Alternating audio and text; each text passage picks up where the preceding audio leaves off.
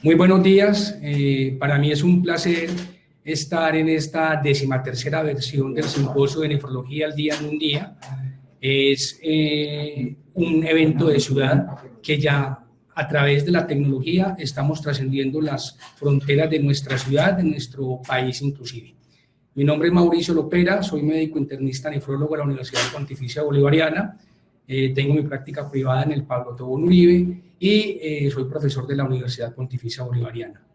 La idea en los próximos 20 minutos es que abordemos un caso clínico que nos va a plantear unos retos diagnósticos y vamos a ver este paciente qué nos plantea como reto y cuál es su diagnóstico final. Estos son, como les decía, mis conflictos de interés. No tengo ningún nexo comercial con ningún laboratorio y no se discutirá ningún aspecto comercial o uso aprobado de ningún agente terapéutico, y por esta presentación se reciben en horarios por nefrodiálisis SAS. Hoy la humanidad y nosotros, nuestros hijos, nuestras familias, nos estamos enfrentando a un hito histórico, la pandemia por COVID-19. Esto ha hecho que nuestra zona de confort cambie. Hoy en día ya tenemos que hacer modalidades en las que nunca habíamos pensado, como el teletrabajo, como hacer asistencia por videollamada. Asimismo son las enfermedades. Nosotros no buscamos lo que no conocemos.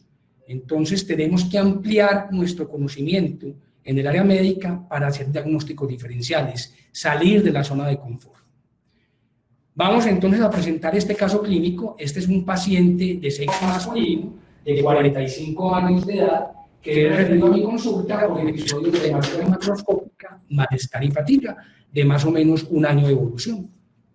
Como antecedentes personales importantes, desde adolescente, dolor abdominal intermitente, que en ocasiones acompaña diarrea, infecciones de garganta y la orina se torna oscura concomitantemente cuando hay estos episodios de dolor de garganta, fenómeno de Raynaud y en el 2016 un episodio de trombosis venosa profunda en miembro inferior derecho. Este paciente no toma ninguna medicación en forma crónica, no tiene antecedentes tóxicos, alérgicos transfusionales y quirúrgicos, un varicocele. Desde el punto de vista de antecedentes familiares, su madre con una falla cardíaca, el padre fallece por un SEA de próstata y tiene un hermano en hemodiálisis. La causa de la enfermedad renal crónica de su hermano es desconocida. Al momento de la evaluación encontramos realmente un paciente en muy buenas condiciones generales, afebril, normotenso, con un peso de 66 kilogramos, con índice de masa corporal normal para su estatura, sin ningún hallazgo patológico en la auscultación cardiopulmonar, así como en su abdomen, unas extremidades sin edemas, con pulsos preservados, ningún déficit neurológico motor ni sensitivo, y lo más relevante son unas lesiones papulares en el tórax anterior. Aquí me permito mostrarles una foto del paciente autorizada por él, y podemos ver cómo hay unas lesiones de tipo papulares eritematosas que tienden a confluir. Esas lesiones no son pruriginosas, no desaparecen con la digitopresión. Con los exámenes de laboratorio encontramos que tiene un parcial de orina con una densidad de 1.015, pH de 6.5, una cintilla que nos muestra 2 cruces de proteínas y un sedimento con 30 a 40 eritrocitos por campo amplio poder. Una creatinina sérica de 1.8 miligramos por decilitro con tasa de filtración por CKD-EPI de 44.5 mililitros minuto y una proteinura subnefrótica de 1.200 miligramos en 24 horas. Unos ANA positivos, un patrón en 1 en 160 la dilución de patrón moteado con ANCA negativos. Y en la imagenología renal nos reportan unos riñones de tamaño normal, con un ligero aumento en la cogenicidad, adecuada relación córtico-medular y 2 quistes periapélicos en cada riñón. Aquí podemos ver la ecografía de este paciente. Entonces, en resumen, tenemos un paciente de sexo masculino, 45 años de edad, con un año de evolución de episodios de hematuria macroscópica, malestar y fatiga, como antecedentes relevantes desde adolescente con dolor abdominal asociado a diarrea en ciertas ocasiones, infecciones de garganta y la orina se torna oscura en el momento de la infección, fenómeno de Raynaud y episodio de TDP, miembro inferior derecho, en el año 2006. Al examen físico lo más relevante es la presencia de pápulas en el tórax anterior y a nivel familiar algo muy importante, un hermano en hemodiálisis y la causa de la enfermedad renal desconocida.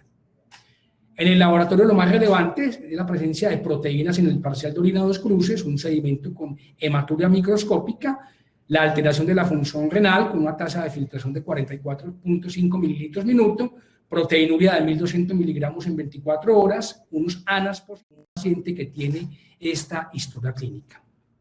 Vamos a juntar cosas. Acuerden que una historia clínica siempre es juntar lo que hacemos en la anamnesis, lo que tenemos en el examen físico, y las ayudas diagnósticas nos van a ayudar a corroborar o a descartar lo que tenemos como presunción diagnóstica. Entonces, en este paciente tenemos hematuria macroscópica, dolor abdominal intermitente, infecciones de garganta que concomitantemente desencadenan que la orina se torne oscura. Tenemos obviamente en un parcial de orina la presencia de proteínas y tenemos hematuria microscópica, alteración de la función renal con proteinuria subnefrótica. Entonces la primera posibilidad diagnóstica en este paciente es una glomerulopatía. ¿Cuál es la más común en todo el mundo? La nefropatía por IgA. Pero este paciente tiene muchos elementos. ¿Qué más tiene este paciente para pensar en otra posibilidad diagnóstica? Miren ustedes, fenómeno de Raynaud, un episodio de trombosis venosa profunda. Tenemos el compromiso renal, demostrado por la presencia de proteínas, la microhematuria, creatinina elevada y la proteinuria subnefrótica, y tenemos inmunológicamente unos ANAS, 1 en 160 con un patrón moteado. La segunda posibilidad diagnóstica en este paciente podría ser, estamos ante un paciente con una nefropatía lúpica. Y sumando la presencia del dolor abdominal intermitente asociado a diarrea, la presencia de esas pápulas que les mostraba en la fotografía del paciente, confluentes en toras anterior, de color rojizo, no pruriginosas, que no desaparecen con digitopresión. El antecedente tan importante de la madre con falla cardíaca y un hermano en diálisis sin causa etiológica para esta enfermedad renal, más todo lo que ya conocemos de su alteración en la función renal, nos podría hacer pensar que este paciente tenga una enfermedad de Fabry. Entonces miren lo interesante, cómo una clínica, un examen físico y unos hallazgos de laboratorios bien interpretados nos abren la mente a tener 3 posibilidades diagnósticas. Pero miren qué interesante, varios signos y síntomas no son específicos de una enfermedad. Eso es lo que conocemos como un síndrome. Y miren ustedes, cuando hablamos de los signos y síntomas, la presencia de malestar y fatiga, dolor abdominal, lesiones en piel y fenómeno de Raynaud, tenemos 3 posibles diagnósticos, Fabry, IgA y LES. Todo esto puede estar presente en las 3 entidades, excepto el fenómeno de Raynaud, que no lo presenta el paciente con nefropatía por IgA.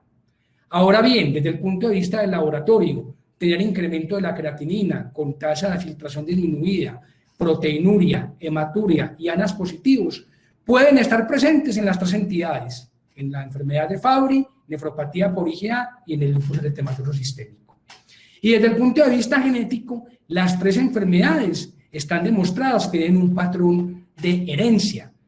La enfermedad de Fabry ligada al X, la IgA tiene un componente familiar y hasta el 15 al 20% de los pacientes con lupus tienen historia de primer grado de consanguinidad con antecedente de lupus en la familia, con las proporciones que vemos acá. Para la enfermedad de Fabry, la relación mujer a hombre es de 2 a 1, para la nefropatía por IgA, esa relación de mujer-hombre es de 1 a 2, y en el lupus es de 15 a 1 la relación mujer-hombre. Entonces, ¿este paciente qué tiene? Tiene muchos elementos, Fabry, IgA, lupus. Vamos a ver. ¿Cuál fue el paso siguiente que yo hice con este paciente? Después de que tenía todo esto, a este paciente le pedimos una biopsia renal.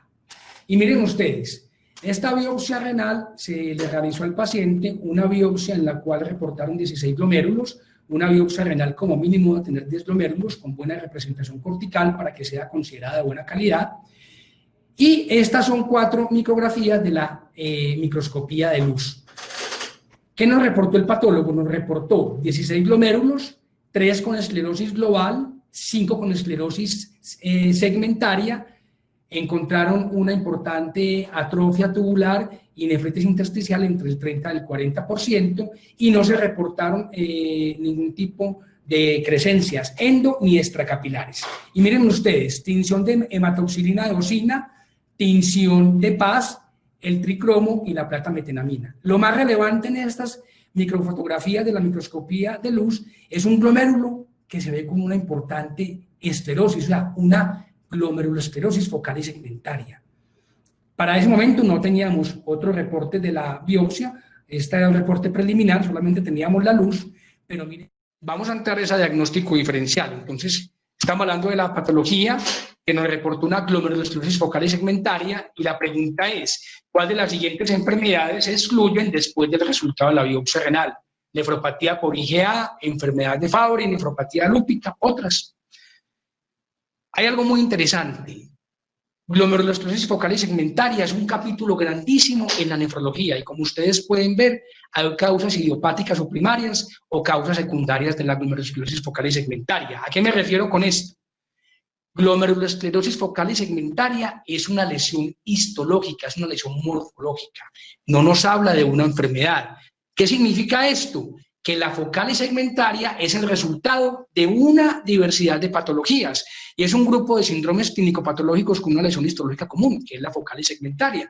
Y aquí ustedes ven que la obesidad, mutaciones genéticas, tener un solo riñón, pacientes que son hipertensos, pueden tener glomerulosclerosis focal y segmentaria. O sea que eso no nos dice nada acerca del diagnóstico etiológico de la enfermedad primaria de este paciente. Ahora bien, dentro de las posibilidades diagnósticas teníamos la nefritis lúpica. A este paciente le complementamos los estudios con anti-DNA, anti-SM, complemento C3-C4, anticardiolipinas IgM, IgG y anticoagulante lúpico. Estos resultados fueron negativos.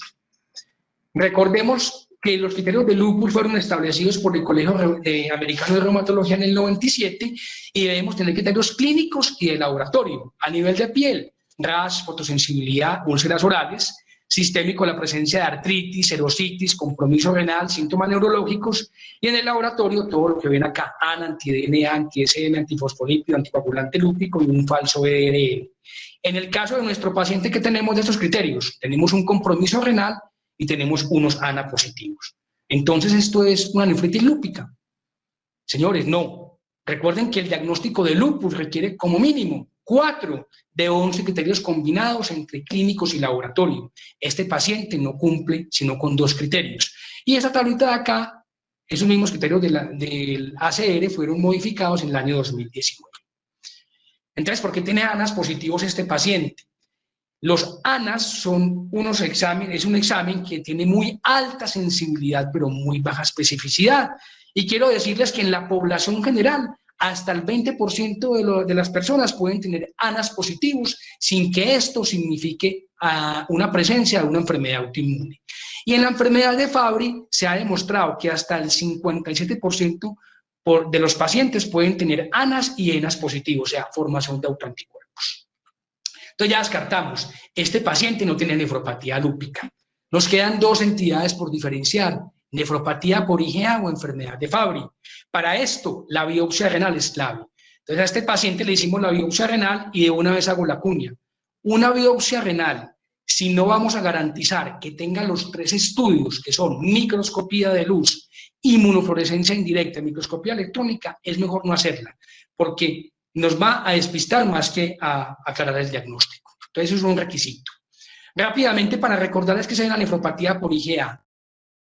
Nefropatía de luz, lo que más se ve es la mesangial, el ensanchamiento mesangial.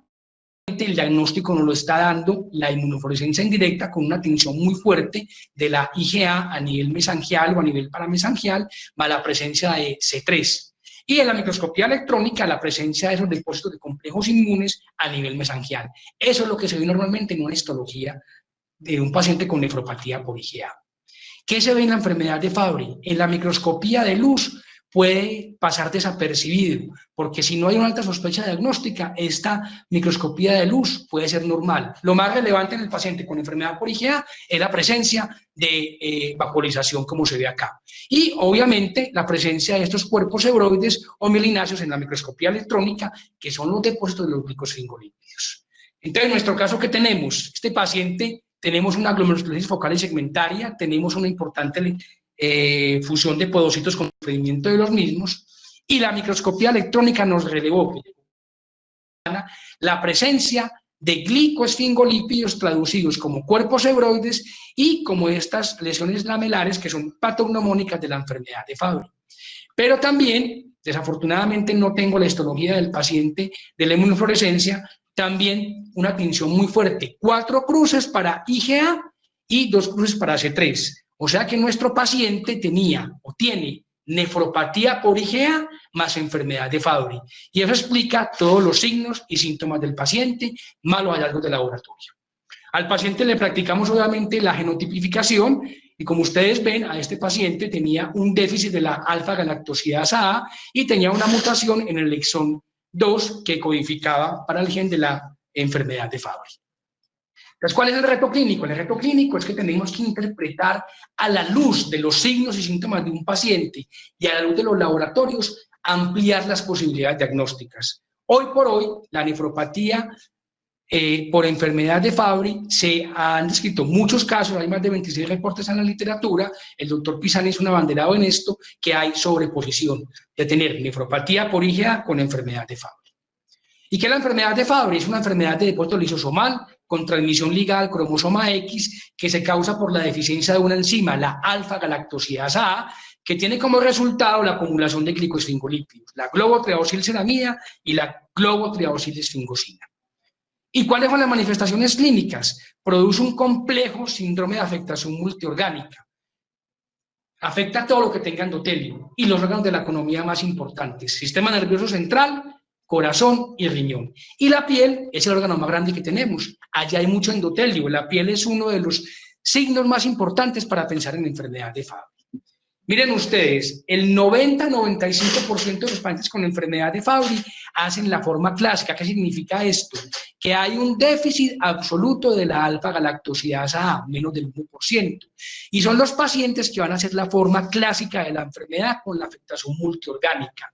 Presencia de angioqueratomas, acroparestesias, compromiso cerebral, cardíaco y renal.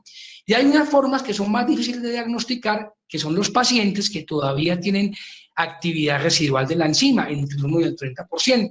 Y son los famosos Fabry limitados a órganos, los Fabry cardíacos y los Fabry renales. Pero la gran mayoría de pacientes se mueven aquí, en la forma clásica. La enfermedad de Fabry, entonces, es una enfermedad multisistémica que compromete ojos, produce una alteración en la córnea, que se llama córnea verticillata, puede predecir pérdida auditiva, tinnitus y vértigo. A nivel de la sensibilidad produce un dolor quemante, intolerancia al ejercicio. ¿Por qué? Porque los glicoesfingolípidos producen daño de las fibras más sensibles de la termoalgesia y taponan las glándulas sudoríparas, por eso el paciente puede tener anhidrosis o hipohidrosis. Y a nivel del sistema nervioso central es causa frecuente de enfermedad cerebrovascular antes de los 50 años de edad, es una causa importante de hipertrofia ventricular izquierda y produce anormalidades renales y que se manifiestan básicamente como la presencia de proteinuria e incremento de la creatinina. Este es el porcentaje de órganos afectados en el FOS. El FOS es un registro que llama el Fabry Outcome Survey, patrocinado por Takeda, y que comenzó en el año 2001, multicéntrico, más de 25 países aportan al Fabry, que tiene al Fabry Outcome Survey, que tiene como objetivo conocer cuál es la seguridad y eficacia del tratamiento con galsidasa alfa de los pacientes que tienen enfermedad de Fabry y los comparan con los pacientes que no tienen tratamiento. Miren ustedes, el órgano más afectado es corazón, en segunda instancia riñón y tercero sistema nervioso central. Historia natural. Esta enfermedad comienza en la edad temprana y el síntoma cardinal es la presencia de acroparestesias, ese dolor quemante en manos y en pies que es el resultante de la acumulación de los glicoesfingolípidos en las fibras de la termoalgesia. Por eso el paciente se queja de dolor, sensación de quemazón, sensación de hormigueo. Pero de ahí en adelante el paciente puede seguir asintomático y llega por aquí a la edad de los 40 años, cuando ya debuta con compromiso renal manifestado por incremento de la creatinina, proteinuria, enfermedad del sistema nervioso central y falla cardíaca. Síntomas generales muy inespecíficos, consultan de manera crónica, poca tolerancia al ejercicio, los síntomas desde la niñez y es común un diagnóstico errado. De hecho, se dice que para llegar a un diagnóstico correcto, los pacientes han pasado entre 12 a 15 años de edad. La piel, este es un signo muy importante, hay que desnudar los pacientes. Los angioqueratomas están presentes en el 95 al 100% de los pacientes. Recuerden la foto del paciente, son lesiones papulares, puntiformes, eritematosas, no pruriginosas y que no desaparecen con la digitopresión. Y no es más que los glicoesfingolípidos que se acumulan en la epidermis. Entonces, pacientes con enfermedad renal crónica de etiología desconocida, con factores de riesgo no tradicionales como la hipertensión o la diabetes, hay que pensar en enfermedad de Fabry como un posible diagnóstico. Pacientes jóvenes con hipertrofia ventricular izquierda, que no son hipertensos, no son diabéticos, no tienen enfermedad valvular, una posibilidad de la hipertrofia es la enfermedad de Fabry. SB antes de los 50 años, y los pacientes con tinnitus o con pérdida de la agudeza auditiva nos hacen pensar en que probablemente puedan tener enfermedad de Fabry. Finalmente, ¿cuál es el algoritmo? Cuando nosotros los nefrólogos nos enfrentamos a pacientes con glomerulopatía, lo primero que hacemos es descartar secundarismo, perfil de infecciosas, hepatitis B, hepatitis C, VIH, sífilis, perfil de autoinmunidad. Después de esto, hacemos biopsia renal, como en el caso de este paciente, fundamental los tres elementos: microscopía de luz, microscopía electrónica e inmunofluorescencia, y obviamente una evaluación clínica dirigida a la historia familiar y a buscar signos y síntomas presentes desde la infancia en estos pacientes en que estemos empezando o sospechando Fabry. Y obviamente, cuando tengamos ya la alta sospecha, hacer el análisis enzimático del paciente, medir la actividad de la enzima y hacer el diagnóstico molecular. Entonces, finalmente, para llevar a casa, sospechar enfermedad de Fabry cuando episodios intermitentes de dolor en extremidades, acroparestesias, lesiones cutáneas vasculares, lo que vimos ahí en este paciente, los famosos angioqueratomas, pacientes que tengan hipohidrosis o anhidrosis, hipertrofia ventricular izquierda de etiología incierta en adulto joven, así como la enfermedad cerebrovascular de etiología incierta en pacientes menores de 50 años de edad, y todo paciente con enfermedad renal crónica de etiología incierta. Recordar que muchos signos y síntomas en nefrología no son específicos de una enfermedad. La enfermedad de Fabry es multisistémica, subdiagnosticada y potencialmente letal, que afecta tanto a hombres como a mujeres, y que existe un retardo importante en el diagnóstico de los afectados por la falta adecuada de interpretación de los síntomas. Ya les decía, uno no busca lo que no conoce. Es primordial la alta sospecha clínica y la biopsia renal es clave en su diagnóstico. Muchas gracias.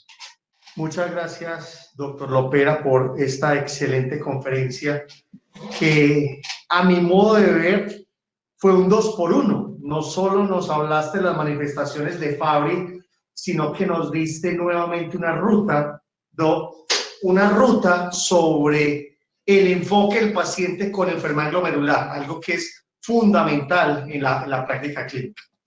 Pero yo quiero, doctor Lopera, que, a ver, nosotros nos enfrentamos muy frecuentemente a pacientes con proteinuria, tanto médicos generales, internistas, nefrólogos, sí que es cierto, pero yo quiero que nos cuentes en 5 palabras. Anamnesis, ¿qué preguntar si estamos sospechando de pronto Fabry? O si quiero no solo y en el examen físico, 5 elementos a buscar, o sea, 5 en el interrogatorio y 5 en el examen físico. Perfecto, Juan. Es una excelente pregunta. Como ustedes vieron, en este caso clínico teníamos 3 presunciones diagnósticas. Llegar al paciente con Fabry no es fácil, hay que tener la alta sospecha. Claves diagnósticas. En la anamnesis hay que devolverse mucho sobre cómo se comportaba el paciente en su infancia. Los dolores, sobre todo, las acroparestesias, es un síntoma cardinal. Esta enfermedad comienza desde la infancia. Las acroparestesias son unos dolores muy parecidos a lo que el paciente diabético le refiere a uno, a la neuropatía del diabético, en forma de guantes y de botines.